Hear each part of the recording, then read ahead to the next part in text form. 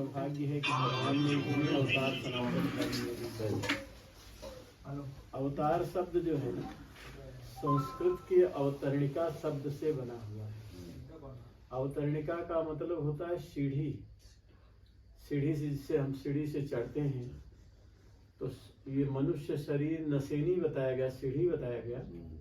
इस मनुष्य शरीर से चाहें तो हम धर्म कर्म करके प्रभु चरणों तक पहुंच सकते हैं, अपना कल्याण कर सकते हैं। तो भक्त लोग प्रार्थना भगवान से करते हैं कि हे नाथ, जिस सीढ़ी से हम ऊपर चढ़ करके आपके पास आ सकते हैं धर्म कर्म पूजा पाठ करके, तो क्या आप नीचे नहीं उतर सकते हैं? आप अगर नीचे उतर जाइए, हम ऊपर आएंगे तो हम तो थोड़े से लोग आएंगे, पूजा करेंगे, पाठ करेंगे, बहुत तपस्या करेंगे, तो थोड़े से लोग ऊपर 2-5 लोग आएंगे।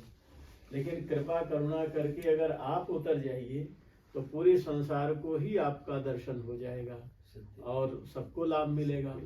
तो भगवान भक्तों के ऊपर कृपा करके कभी देवनारायण भगवान के रूप में, कभी राम रूप में, कभी कृष्ण रूप में भगवान उतरते हैं, तो हम आपके बीच में आकर के खड़े हो जाते हैं। तो उसी को कहा जाता है कि भगवान का अवतार होता है। कहाँ तो भगवान की कितनी ऊंचाई, और कहाँ हम आप सामान्य जीव हैं, और हम आपके बीच में खड़े हो जाते हैं कि भाई हम तो आपके समाज के हैं, हम तो आपके हैं। फिर लगता है कि भगवान देखिए कितनी ऊंचाई छोड़ करके चले आए हमारे बीच में। इसीलिए कहा जाता है कि भगवान का अवतार हुआ। तो भारत की भूमि और सनातन धर्म, ये हिंदू धर्म, ये बड़ा सौभाग्यशाली है कि इतने अवतार भगवान के हुए।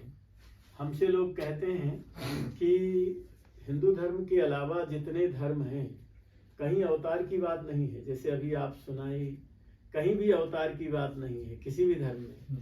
वहाँ ये मानते हैं कि भगवान 7वें आसमान पर रहते हैं, वो तो कभी उतरते ही नहीं हैं, कभी हम लोगों के बीच में आते ही नहीं हैं, हम लोगों को कोई महत्व देते ही नहीं हैं।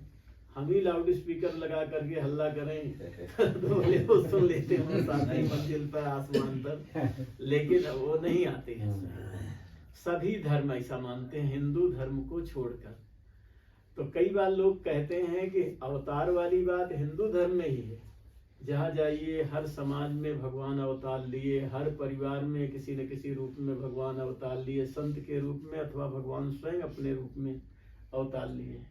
कहीं भी जाइए तो लोग कहते हैं कि भगवान अवतार ले, ये बात समझ में नहीं आती है। भगवान तो किसी से भी काम करवा सकते हैं।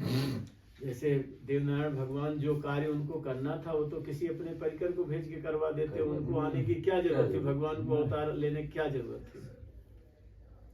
कई बार हम लोगों से लोग कहते हैं कि विदेशों की जो बात है या दूसरे धर्मों की बात है वो सही लगती है, भगवान बार बार क्यों अवतार लेते हैं।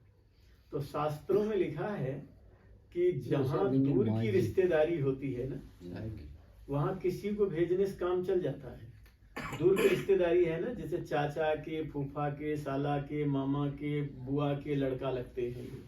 25 चीज बता करके हम किसी को बताते हैं ये हमारी रिश्तेदारी ही है, ये भी गुर्जर समाज से हैं। चाचा हमारे ताऊ जी के, मौसा के लड़का के, फूफा के, भाई के, साला के, बहनोई के, ये रिश्तेदार लगते हैं। ये हुई दूर की रिश्तेदारी। नजदीक की रिश्तेदारी है, जैसे मामा जी हैं, जैसे बच्ची का घर है, पुत्री का घर है, जैसे बहन का घर है, ये सब रिश्तेदारियां नजदीक की मानी जाती हैं। तो दूर की रिश्तेदारी होती है तो किसी को भी भेज देते हैं। दूर की रिश्तेदारी है तो किसी से कह देते हैं आप जा रहे हैं तो हमारा भी एक कपड़ा दे देना, ये लिफाफा उनके यहाँ चढ़ा देना। लेकिन नजदीक की रिश्तेदारी हो, बेटी के यहाँ कोई कार्यक्रम हो तो आप कपड़ा और लिफाफा भेज दे दूसरे के हाथ से, बेटी तो वापस लौटा देगी। हमारे पास कपड़ा कभी नहीं, हम दूसरा पका लेंगे। हाँ, तो जहाँ खास रिश्तेदारी होती है, बहन के यहाँ, बेटी के यहाँ, ससुराल में, मामा जी के यहाँ, वहाँ लोग कहते हैं किसी बिजनेस काम नहीं चलेगा, वहाँ हमको संग जाना पड़ेगा। तो जितने धर्म है ना, उनसे परमात्मा की दूर की रिश्तेदारी है, और हिंदू धर्म सनातन धर्म से भगवान की सीधी रिश्तेदारी है। तो यहाँ प्रहलाद पर संकट पड़ता है तो भगवान भेज के किसी से काम करवा सकते हैं। लेकिन भगवान कहते हैं वहां तो हमको स्वयं जाना पड़ेगा, किसी को भेजने से काम नहीं चलेगा, हमको स्वयं जाना पड़ेगा। तो ये भारत की भूमि इसीलिए अतिशय महान है।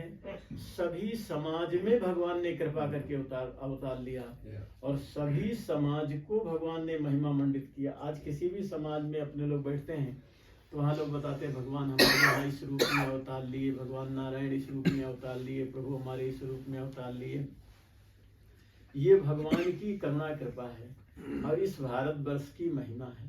हम लोगों को भारतवर्ष में जन्म मिला है तो हम लोगों को सबको सनातन धर्म की सारी मान्यताओं को पालन करना है। क्या मान्यता है? तो वेद 4 आज्ञा देते हैं, मातृदेवो भव, पितृदेवो भव, आचार्य देवो भव, अतिथि देवो भव। माँ को ईश्वर मानो, पिता को ईश्वर मानो,